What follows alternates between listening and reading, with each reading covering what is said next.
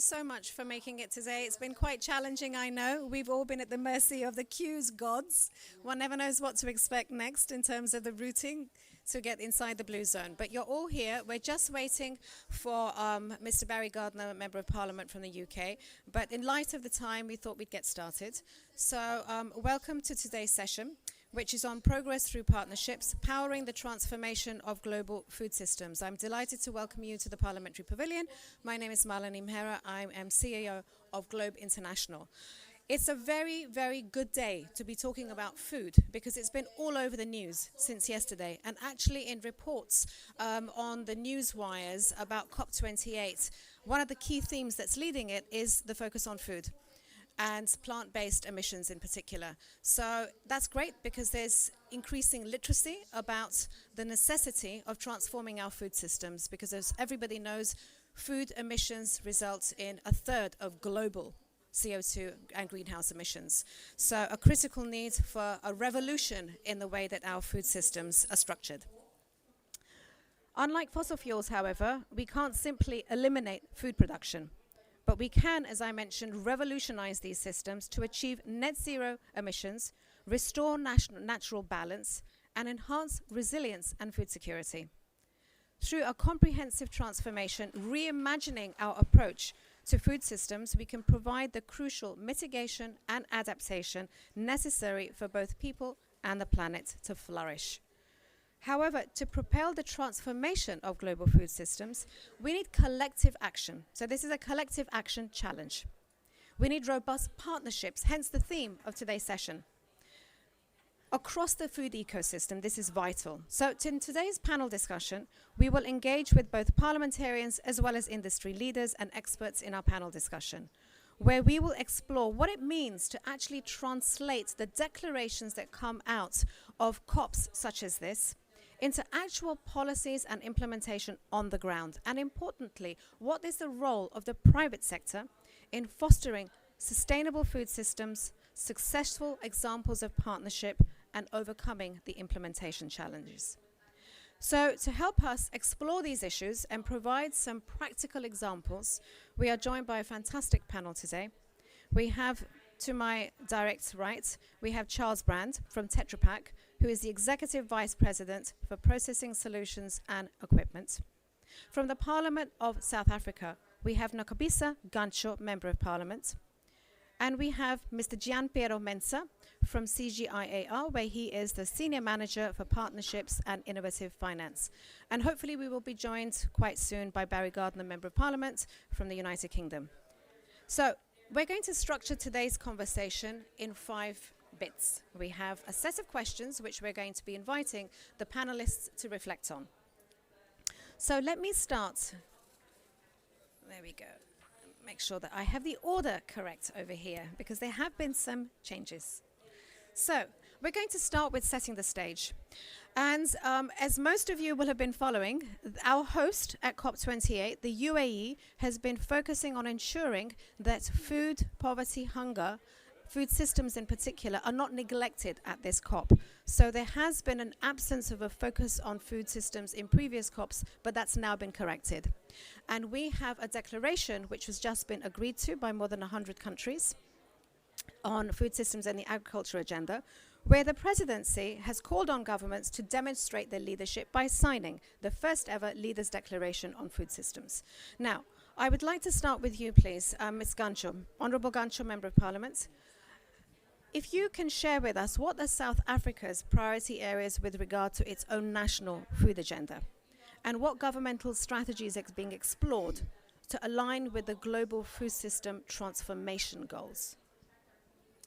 Good morning. Good morning, everyone, and morning, Melanie, and thank you very much for creating this platform. We really appreciate it. As a South African government, our national food agenda is premised on international and regional agreements that advocate for food security. And secondly, our constitution guarantees the right to access the sufficient food. And to respond to this imperative, government is implementing various policies, such as the National Development Plan, to emphasize the stability of food supply at the national and regional levels, to reduce hunger and food access. We, as government, is also providing agricultural inputs to support smallholder farmers to increase food production. We also provide school nutrition programs where we want to make sure that there is no child that goes to school and be hungry. So we want them to focus and not worry about their stomachs being empty. So after that, we also have social grants that our government is, that we create a safety net to poor communities to improve their access to food. In as much as it is not much, but at least we're doing something for those families that are coming from disadvantaged areas. So at least we give them a grant. You know, it's impressive that some people, they use that grant to buy some seedlings. You will see that people who have grants, they have gardens in their homes, they are planting food. So it is really assisting them. Thank you very much. Thank you very much. That's a really helpful overview to have. So, Charles, if I can come to you next. So, we know what South Africa's priority is in terms of food security, in particular in food access. From an industry's point of view, please, if you can share with me what the COP presidency's food systems agenda's call to the private sector means for Tetra Pak. Yeah, thank you, Malini. I mean, first of all, I think it's great that it might be late, but it's great that everybody's coalescing around the challenge of food security. And clearly, the private sector has a big role to play because it produces the vast majority of food. And we think it's great that the UAE is calling for the private sector to really step up. Tetra Pak is a company that's driven by data. We were one of the first companies that had science-based targets, which we had in 2017, and certainly the first in our sector. Being that, we think it's very important to have a very clear action program. We're just, in fact, today going to launch our white paper on food systems transformation. And in this we have, we're working together with EY Parthenon, and we've created a white paper on how we can drive transformation in the food systems. In this, we've got 4 different pathways that we're working on. One is driving a more sustainable dairy. The second is innovating for new food sources. The third is reducing food loss and waste. And the fourth is using sustainable packaging to increase the availability of nutritious food out in the world. And so for each one of these 4 pathways, we've now set targets for how we should perform. And being, again, a data-driven company, it's all about setting targets. And with that, we can then put action in place to deliver on the things that we need to do. So thank you very much, Charles. That's really helpful for us to have you lay out the 4 pathways, and I hope that we can drill into what the further implications are, especially because the focus is on the partnerships that you will need to help deliver. So let me come to you next, please, Gianpiero, because we're looking at the transition from declarations which are made to the action. So you're with CGIAR. So for those of you who are not familiar with CGIAR, it stands for the Consultative Group on International Agricultural Research. You've been around for more than 50 years examining this challenge. So from your perspective, what is needed to make the shift from declarations to actions? Thank you, Malini. Thank you. If you can just take the microphone. Thank you. Oh, actually, no, you have Does a it collar work? mic. I mean, does it work? Think. Is it working? Can you That's hear me right. now? Okay, great. Excellent. Thank you. Thank you, Malini. I was just trying to say that I'm very happy to be here. I'm very happy to represent CGIAR. It's a global research for development organization. We work in more than 100 countries, and we deliver best practices, policy options, and innovation to address aspects related to food and agriculture.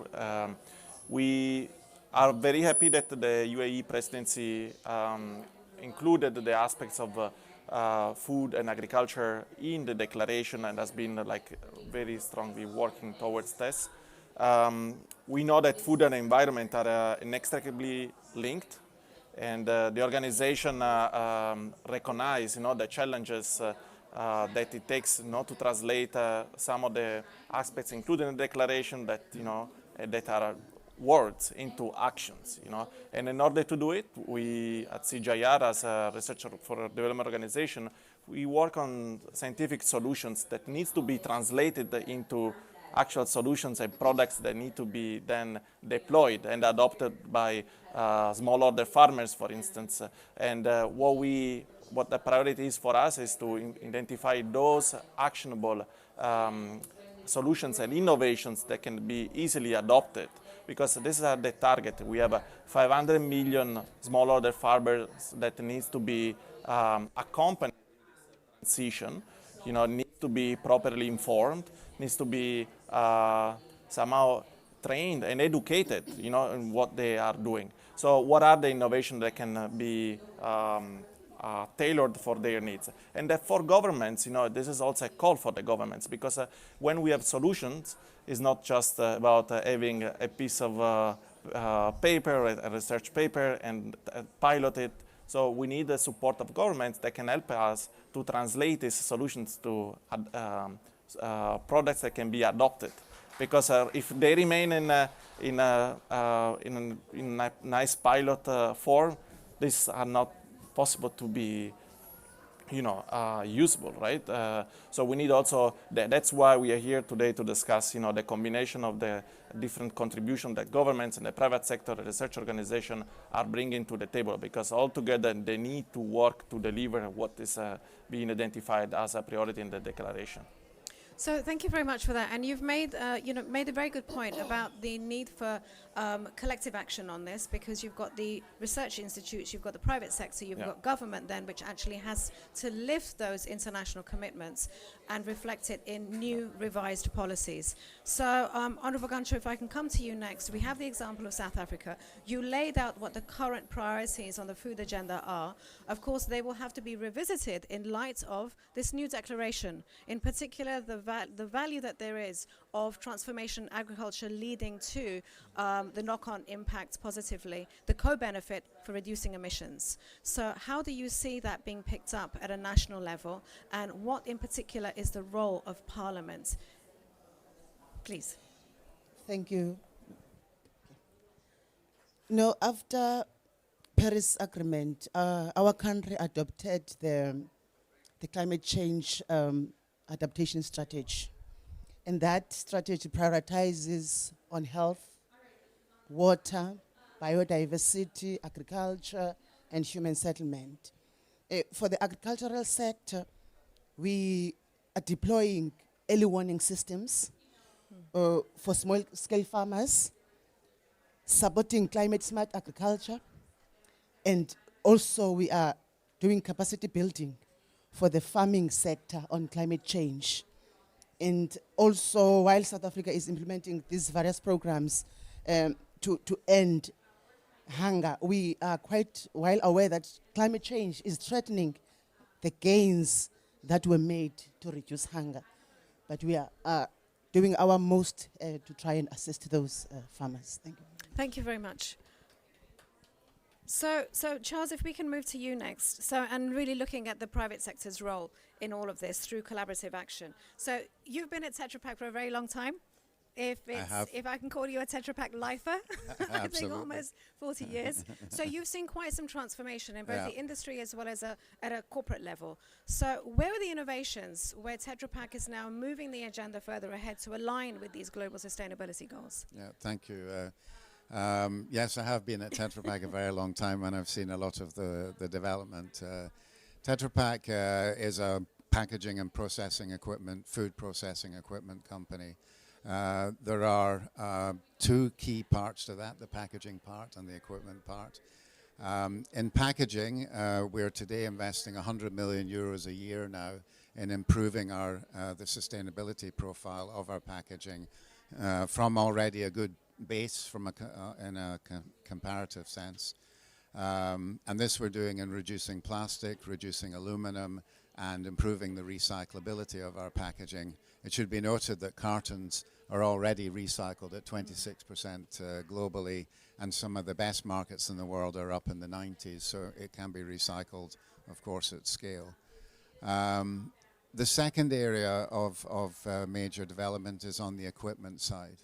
And there we've got reduction of energy, reduction of water, reduction of chemicals, and reduction of waste that the machines produce.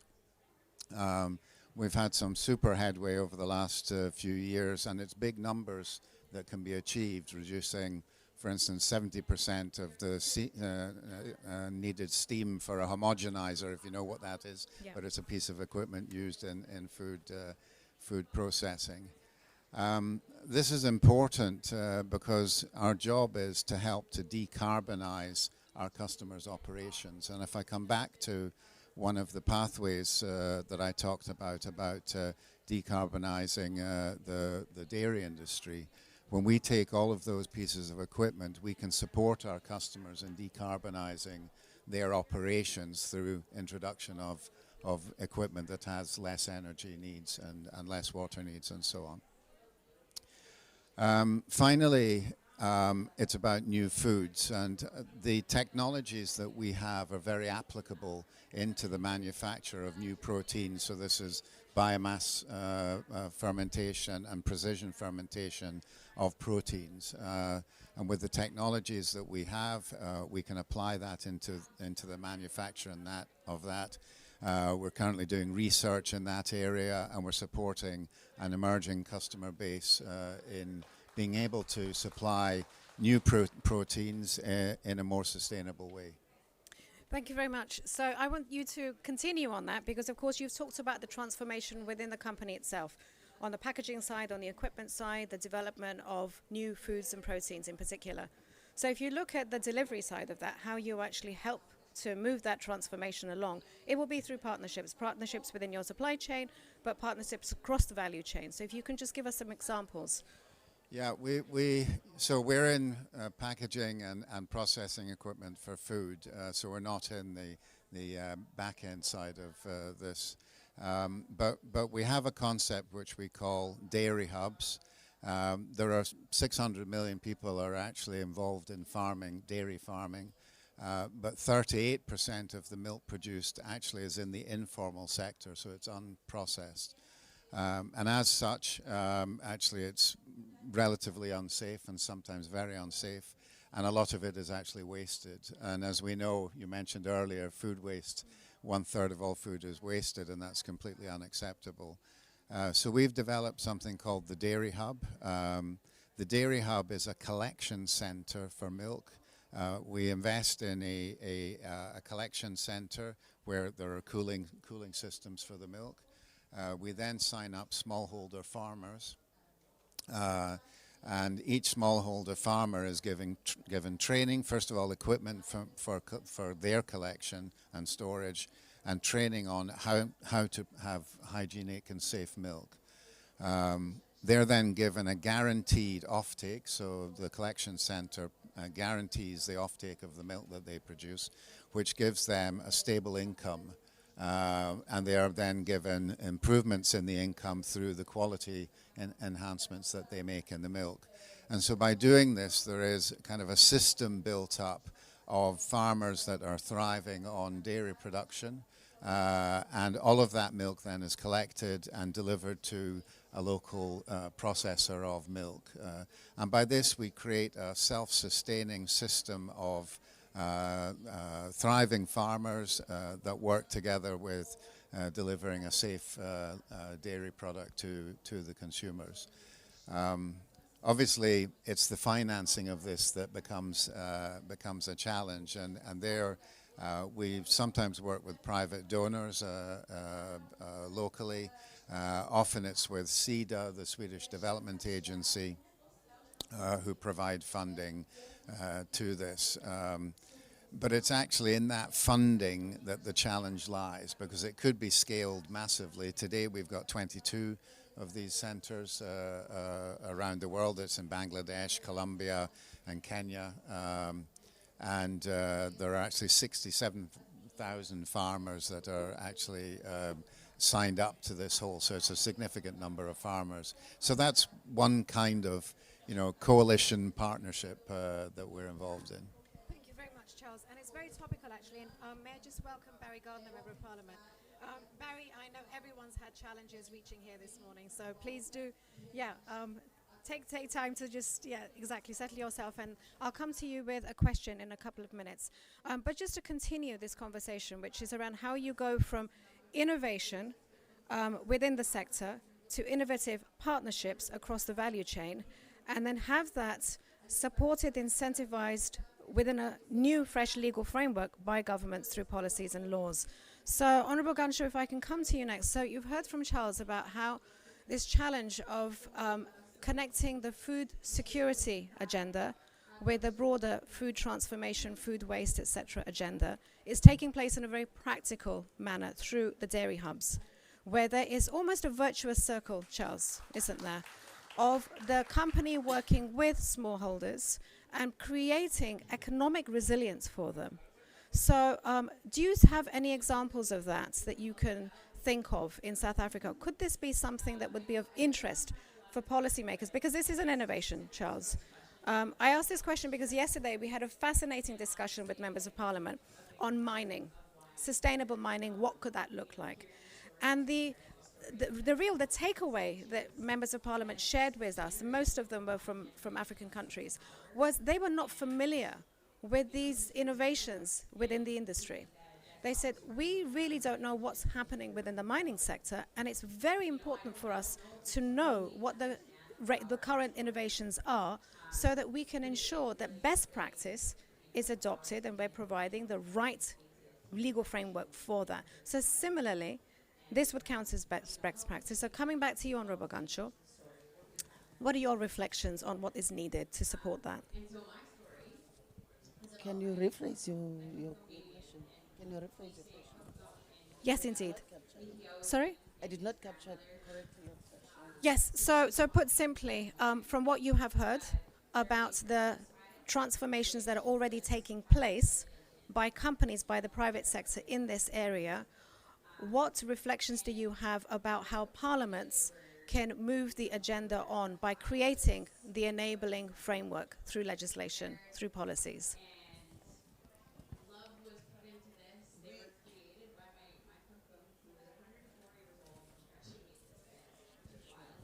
If you want to reflect on that, I can come directly to you, Gianpiero, yeah? Yeah, because this is really about what you're seeing as where the state of the art is in these new partnerships between governments and the private sector. Sure. I think I have my microphone again. It's good, yeah.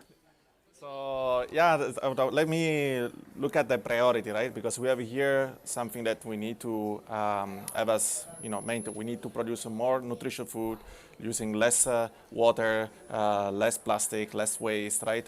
So at CGIAR, with almost $1 billion invested every year in research and innovation, we, as far as I know, we have developed only in between 2022 and 2023, 120 actionable innovations, right? That are ready to be adopted by farmers, and basically they are field ready, okay? So what I do, for instance, to ensure that some of these innovations are connected with the private sector, first in terms of development, because there is a development component here that involves the private sector, but also in the deployment of the innovation. So when scientists, approach the private partnership unit that I'm part of, they're always looking, how can we work with the private sector? They're old data that could be actually used for our research activities. But there is also an aspect related to the scalability. So the private sector is key, because not only holds a number of solutions that otherwise will not be possible for the researchers to access, like data, for instance, or the opportunity to test some innovation, but also the scalability. So for us, the private sector is a key partner. Let me give you an example.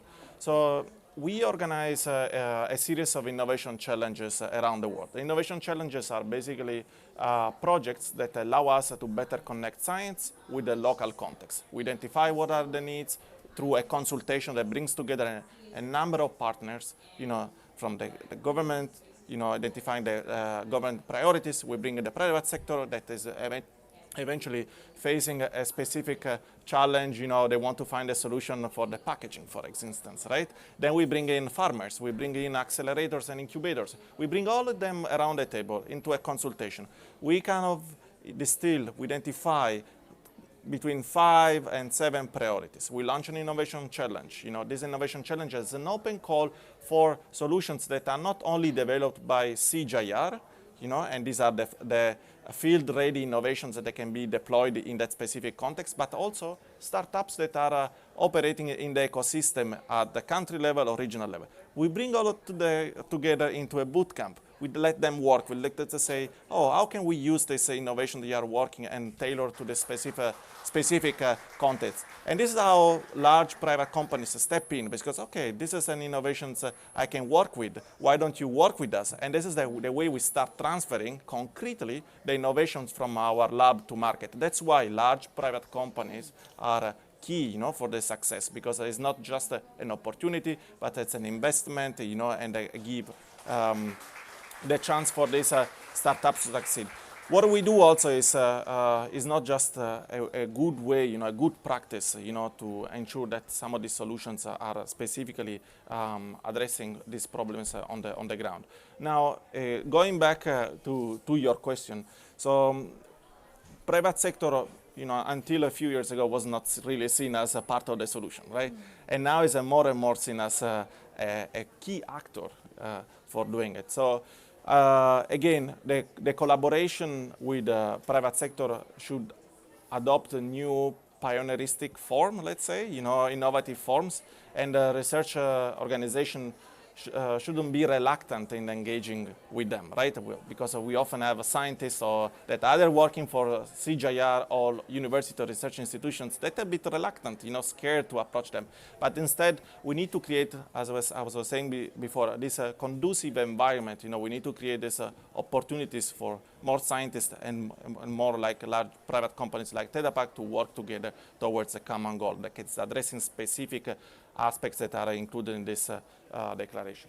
Okay, so thank you very much. Let me come back to you, Honorable Gancho, and then Barry, I'd like to come to you, please. Yeah. Thank you, ma'am.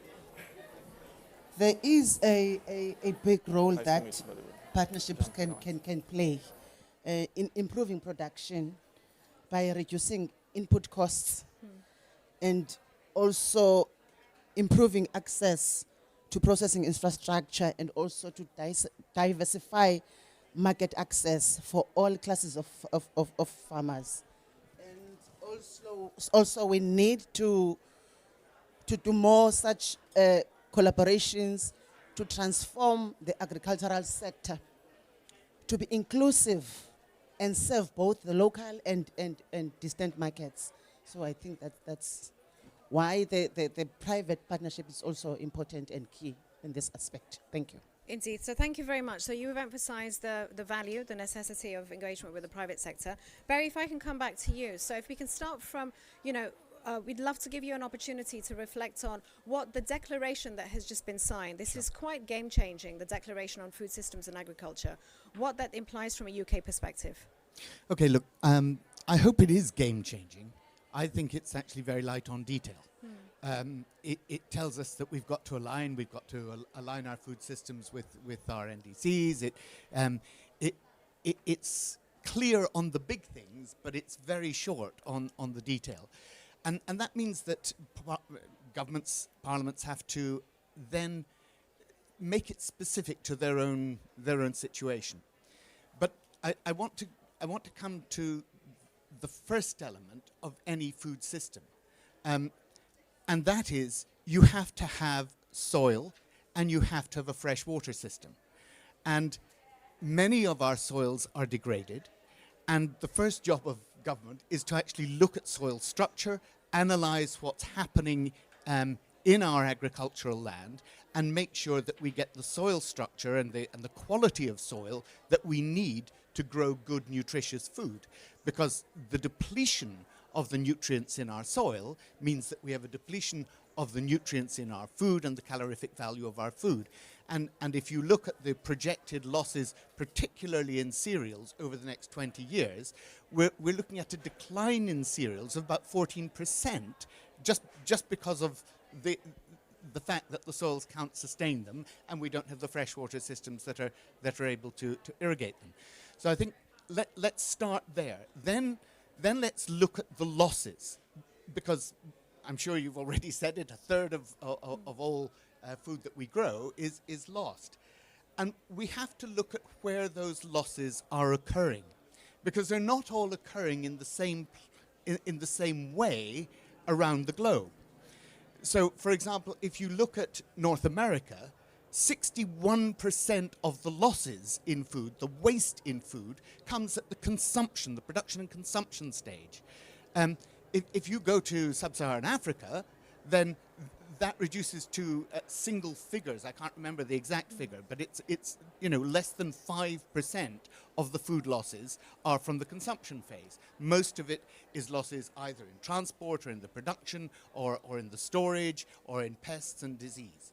So we actually have to analyze where it is that we're losing out the calorific value that we should be gaining from our food system, and begin to address that very clearly.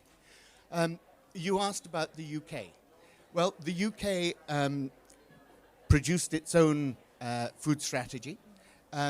It also asked for an independent food strategy report, and that was produced by a chap who'd run his own private sector, Henry Dimbleby. I know you know him, Melanie, but who had been in the private sector, and he identified 4 areas that government needed to act on. That was, in our situation, to address the junk food cycle and protect people's health through decent, nutritious food. Now, regulations that government could have brought in there, addressing foods that are high in fat, sugar, and salt content. The promise was there to do it. It still hasn't happened. Reduce diet-related inequality. It is incredible to some of us that in the UK, which is the 6th wealthiest economy in the world, we have, in my own constituency, I have people who on a Saturday morning are queuing for half a mile up to a mile simply to get access to the food banks and get food out of the food banks. The food inequality in our country is extraordinary, and we have to address that. Again, some of the ways in which we were trying to do that were to make sure that it's part of the education system, that kids turn up at school in the morning and they start the day with a nutritious meal, that at lunchtime kids then have a nutritious meal given to them then. And this used to be seen, if a kid had free school meals at lunchtime, it used to be seen as a stigma. Parents didn't want their children to be free school meal kids because those kids were stigmatized. But if you make it universal, if you make sure that every kid is having a free meal at lunchtime, you overcome that food inequality. And so these are the sort of programs that were needed.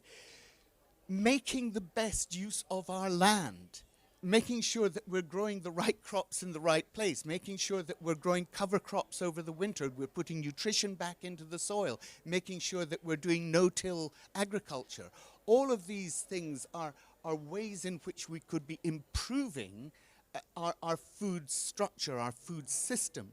And that's before you even get on to, the bioecology, the biotechnology that we really, it has taken off so incredibly, and the reliance that we then have on the private sector coming in with research and development that can assist us here. But fundamentally, what we've seen over the past 50 years and more is we have thrown more and more fertilizer onto our land, artificial fertilizer. We haven't used the natural systems of putting back nitrogen and phosphorus into the soil. And the result of that is that our soils have become more and more depleted and more dependent upon the artificial fertilizer that we've then had to use. So if you want to do this as a system, you really need to see it from soil, freshwater systems, right the way through to cutting edge science. And there's one more thing, and it addresses both nutritional content, calorific value, and food inequality. And that was to create a shift in our food culture in the UK so that we're teaching children, how can it be that we have kids that don't understand that milk comes from a cow because they've never seen a cow? How can it be that they don't know how to cook for themselves a nutritious meal with basic cereals and vegetables? They don't.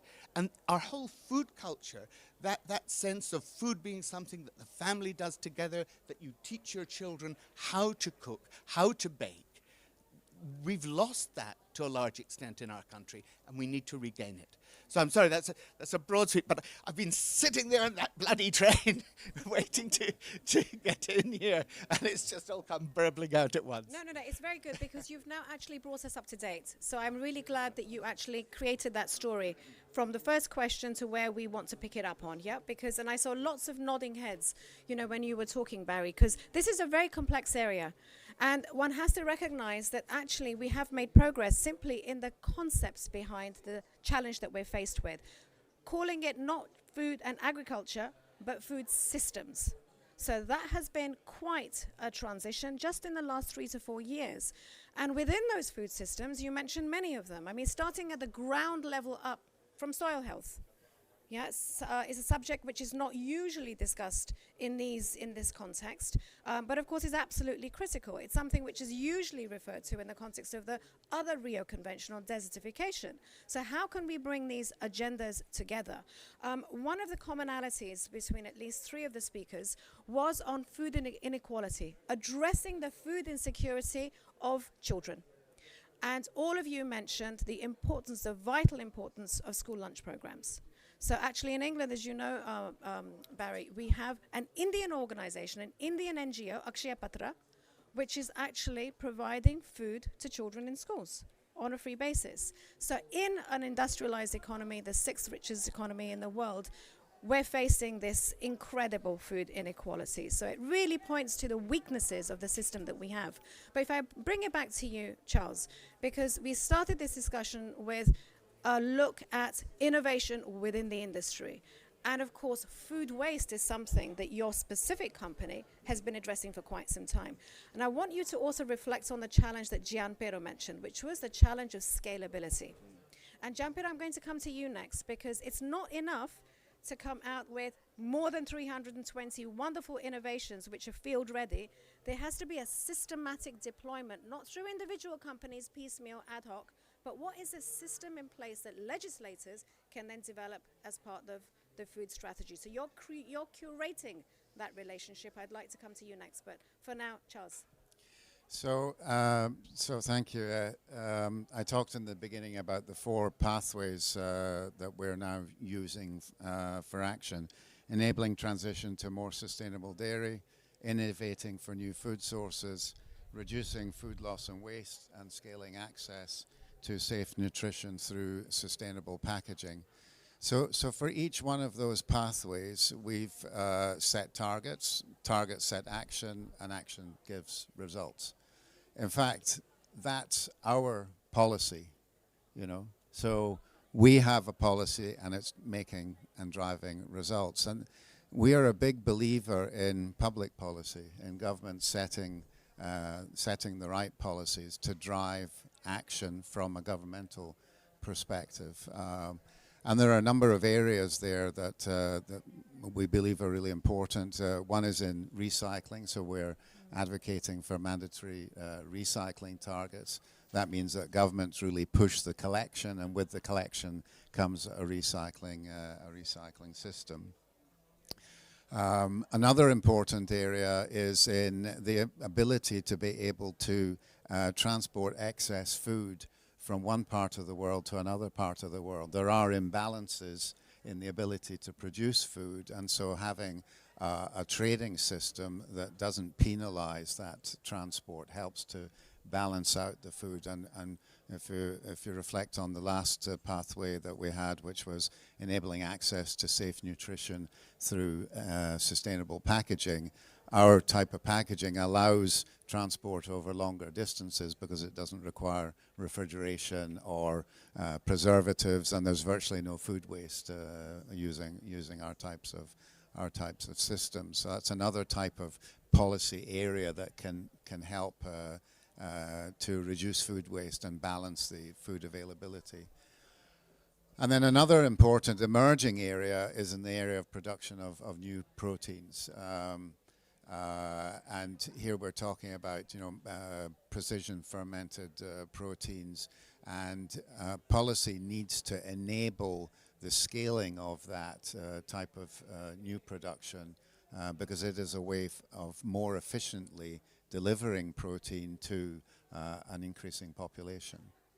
Thank you very much. So, Gianpiero, as I promised, I'm going to come to you next, and I want to take at least about 10 minutes for some questions and engagement from honourable parliamentarians. So, Gianpiero, your response to my challenge. Yeah, sure.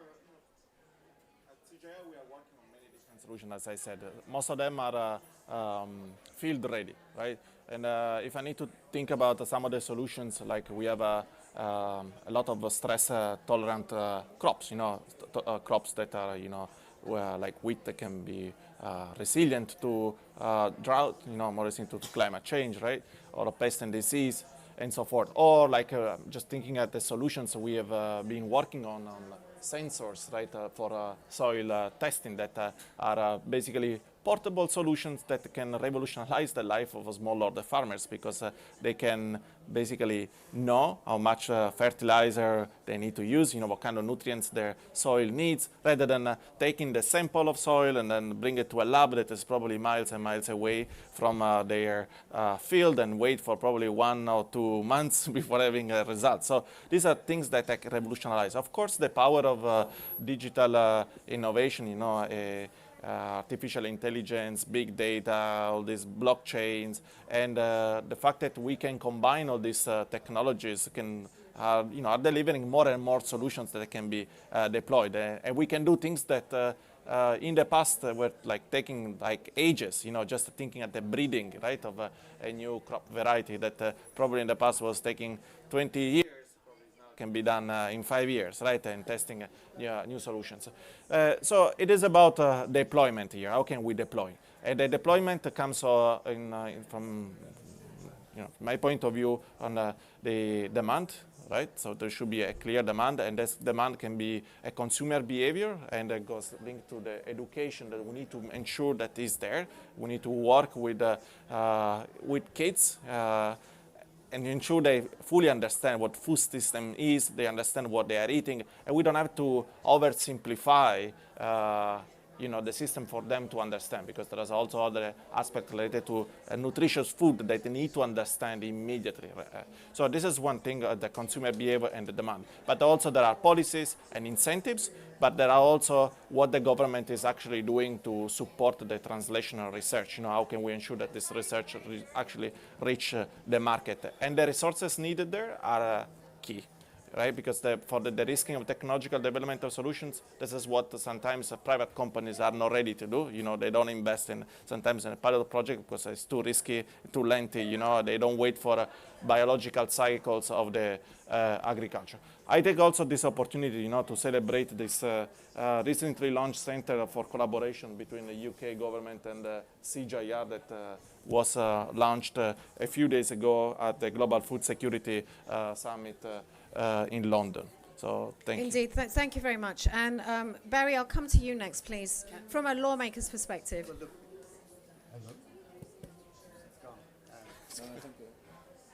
It should be on. Oh, good. There we go. I wanted to bring up two things. One is the role of the financial sector.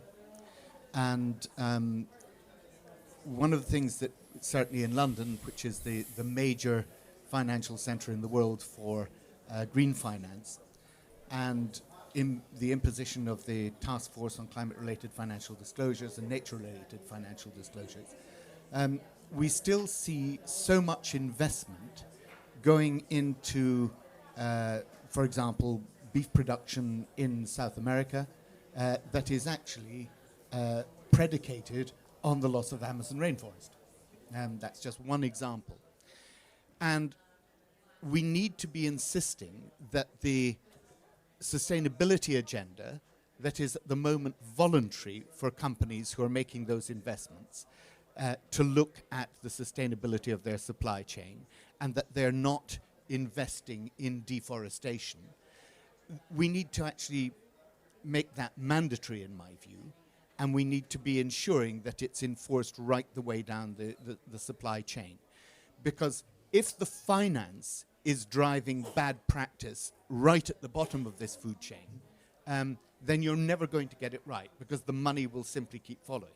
And you probably know what's happening in the Amazon is, as it is eroded from the south by the cattle ranchers taking more and more of the forest, the power of the forest then to provide the rains, which then come down to the south to irrigate the grass, to feed the cattle, that is being lost, and it's a vicious cycle that is driving further erosion into the forest land. So, but the finance is what's driving this. The other thing I want to mention is the way in which we've seen profiteering in the food sector right up the supply chain, okay? Because, and this, there was some very good work done on this, and UNCTAD also has come out with a report on this about the gouging and the profiteering that's going on in the supply chain. And if I just take my own country as an example, if you look, and everybody knows, of course, costs have increased with the Ukrainian-Russian war, the costs have increased because of the pandemic, that we all understand. But if you look at the profitability of the supermarkets, then you would imagine that if they were simply passing on the increased costs from the pandemic, from the disruption that there's been, you would imagine that their profits post-pandemic would be roughly the same as their profits pre-pandemic. They're not. The top 3 supermarkets in the UK have increased their profits by 97%. Again, striking at food inequality, and in fact the chairman of one of the, or former chairman now, of one of the major companies said that he did believe that price profiteering was going on in the sector. 97%. Now look at the food production industry. The difference in their post-pandemic profits to pre-pandemic profits is not 97%, it's 220%. And if you then go to the big movers of bulk grain and so on, the Cargills of this world, the big 5, you find that the profit is not 220% post to pre-pandemic. The increase is actually over 20,000%. And I haven't misspoken. It's over 20,000% their increase in profits. So this is not passing on the increased costs in your supply chain. This is gouging. And this is affecting the poorest people in all of our societies, and that's why we've seen food inflation at the level we have. And if we don't address that, if we don't address the profiteering as members of parliament, as governments, then we're not doing our job properly. So thank you, Brary, and yes, a round of applause, I'm sure. I think the key thing is, so the subject of this session is on progress through partnerships. And you've pointed to the inequities in the economy, in the food systems economy.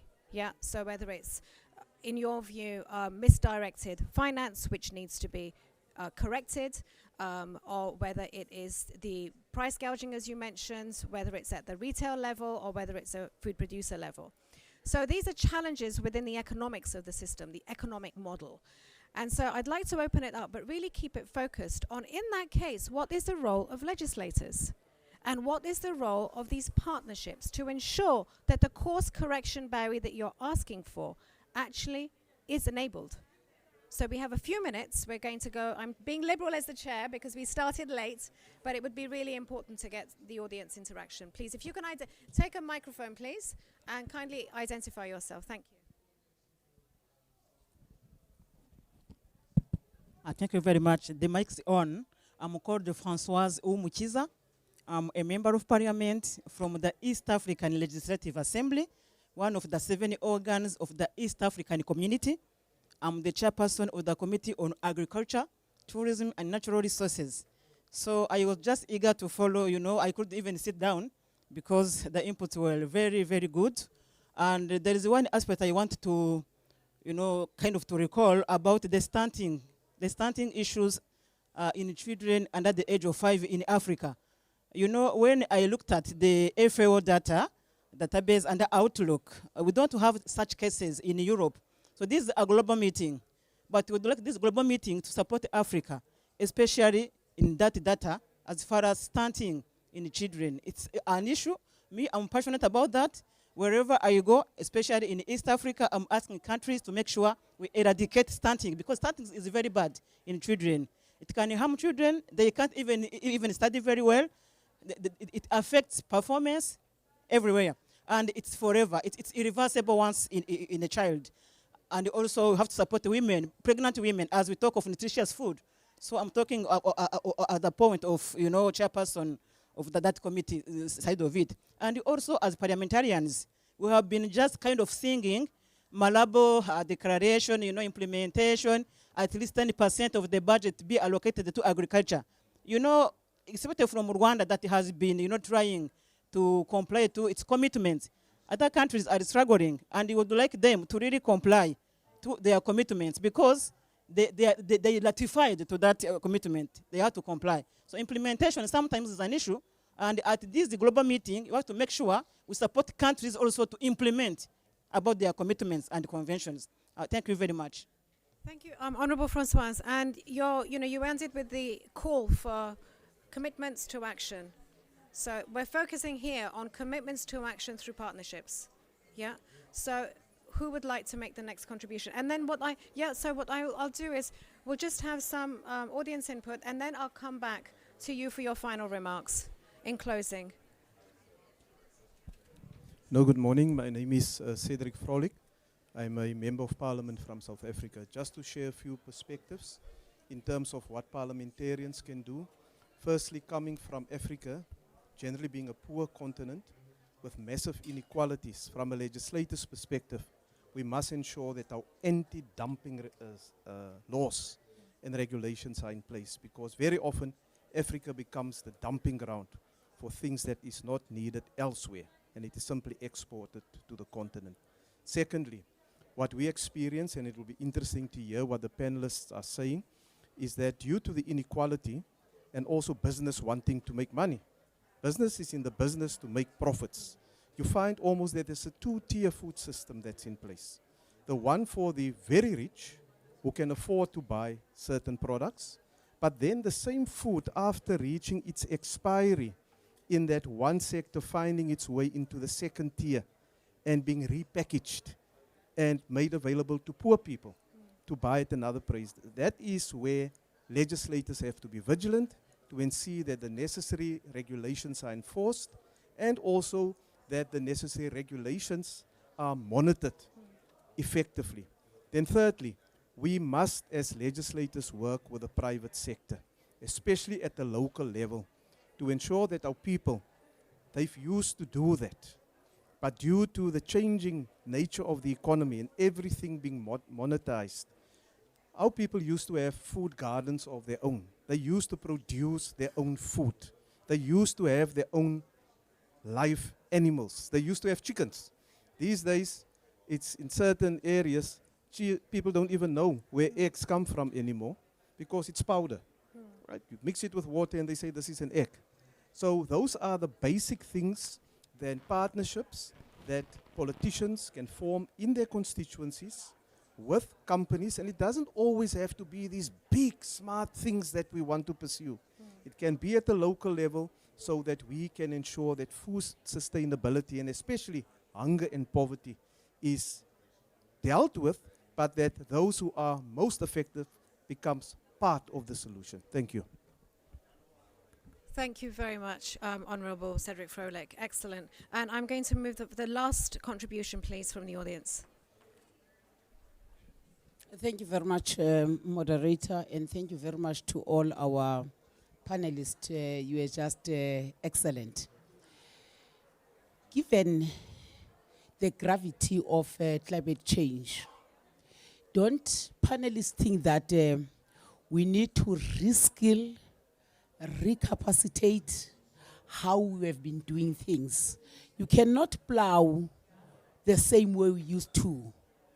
Now, because of the gravity of climate change, I think Honorable Berry was saying here, we need to do soil classification and check if this soil is still capable and suitable to plant.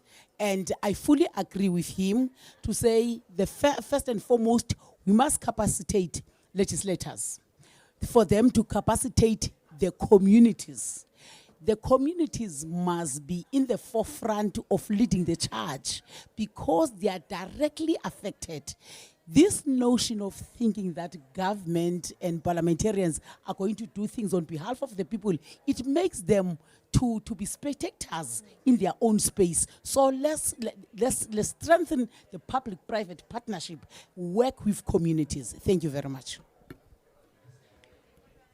So thank you very much for all of those excellent contributions. I would like to invite all four members of the panel to kindly share your final remarks. I'll start with you, Barry, and brevity will be the theme of the afternoon which we're heading into. Barry. Okay, I'd start off by saying 76% of the losses in food in sub-Saharan Africa come from the production handling phase. 76%. In North America and Europe, that figure drops to 23%. So if we really want to do something about food poverty, we have to improve the basic level of agricultural systems and handling, transportation of it on the ground, because that's where so much of the losses are coming. We have to use the science, and the kit, the toolkit that you mentioned, that enables farmers to do that soil structure analysis on their own farms is really revolutionary. I agree with you. It's something that we've been looking at in our select committee in the UK Parliament. But what we have to do is we actually have to have a national understanding of what our soil structure is, and that means we have to have a uniformity of the soil testing that goes on. Now, in part of my country, in Northern Ireland, they've done that. In England and Wales, they've not done that. So we don't have that clear picture of what the soil structure is, what the organic content of the soil is. Each individual farmer has done their own testing, but they haven't done it to a standard model. Doing it to that standardized model so that as legislators, as government, we understand what our land use should be is really, really important. And I think I want to also pick up what you said about new forms of protein being created.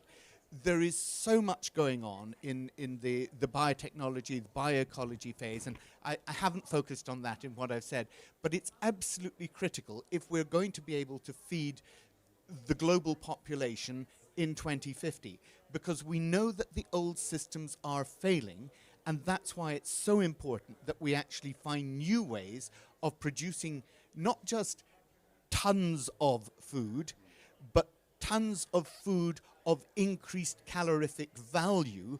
It's not just about quantity, it's about quality. So you said be brief, I'll leave it there.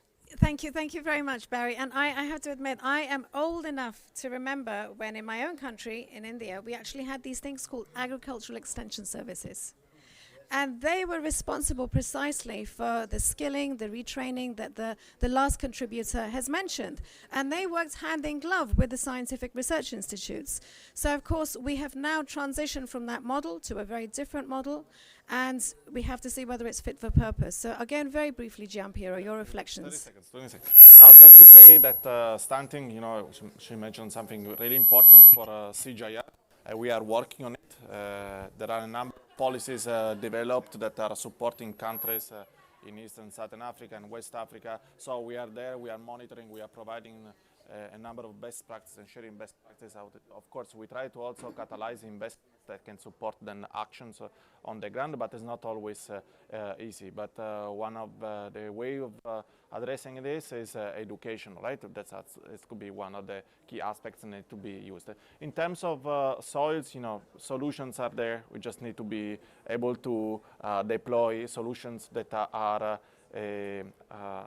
adoptable, you know, and affordable by the small-scale farmers. If you look at the global south, you know, and the smallholder farmers working in Africa. Another point on the skilling, reskilling, that's totally true, you know, that the climate change is completely revolutionizing the way we're supposed to do agriculture, right? You know, of course, we have a new technology that needs to be injected in the new best practices, but the capacity building, you know, the capacity sharing, capacity development, you know, all this capacity that needs to be done at the local level, at the context, you know, with the context with NARS and the National Agricultural Research Centers, because they are also the custodian of you know, the situation on the ground, and they are connected with extension services and connected with communities.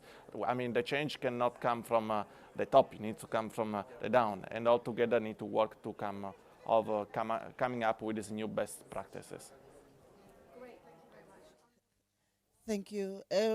We need to close the gaps that exist within the policy environment in our country. You know, the access to adequate amounts of nutritious food and safe food, and that will lead to reduce malnutrition around the country. And also we need, there's a need also for gender sensitivity. We know that in terms of interventions, we know that women are the ones who are bearing more burden in terms of food provision. It is us who must worry on what we're going to put on the table. So if the access to agricultural support can be sensitive on that, in that manner. You know, we have a challenge when there's funds that are need to be accessed. You'll find out that men get funded, and women are always at the back foot. So we also need to close that gap. And also, there's a need for transformation of food system to reduce food losses across the entire food supply chain. Thank you very much. Thank you very much. And Charles, your final remarks. Thank you. I'd like to touch on two topics, one on public-private partnership and the second on policy. I mentioned earlier that we'd built the Dairy Hub concept, but we're also into school feeding. In fact, we've got 55 million children that are in school feeding programs that we support in many different countries.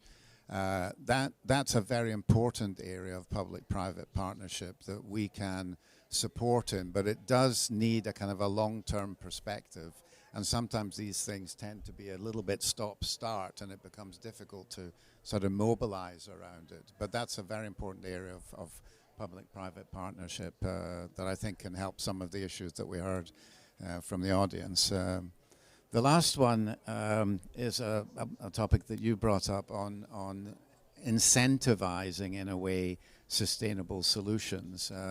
And there's an interesting dynamic going on now where sustainable solutions have typically been more expensive, but as energy prices have gone up, water prices have gone up, there's been more of an incentive to push sustainable solutions. An area where I think policy can help is in carbon taxing. So if you have a solution that drives less energy consumption, less water consumption, then let's help to incentivize it and create a better return on investment for the manufacturers to go in and replace equipment that is there. It's very challenging, but thank you very much for both of those points. So we are coming to the end of our session.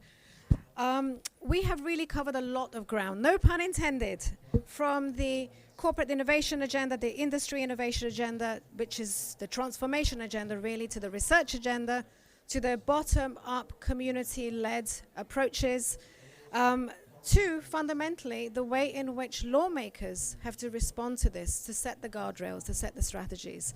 And I just want to end with a brief reflection on my own experience when I was in government and was leading on international sustainable development partnerships, that what we found is that there were an abundance of partnerships, hundreds, thousands of partnerships, but they were limited in scope. They were also limited in duration.